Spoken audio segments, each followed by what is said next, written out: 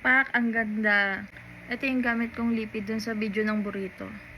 Shade nito ay Founder. Ayan, siya sa labi. Color niya medyo may pagka-pink-pink na may pagka-red konti. Kanina nag-dinner kami. Ganito lang. Konti lang. Ayan. Ganyan ko siya ilagay. Yung pinakadulo lang. Tapos, ganyan. Tapos, ganito akong ganito. Grabe ang pigment. Ay, lumampas. Grabe ang pigment na binibigay niya sa labi ko. Tapos yan, alcohol ko lang.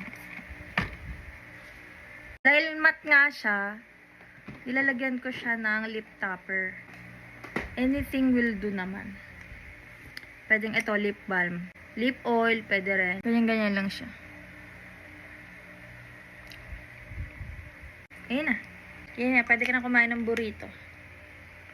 Burrito.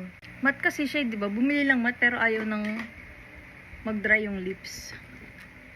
Kasi long lasting siya, kaya gusto ko siya.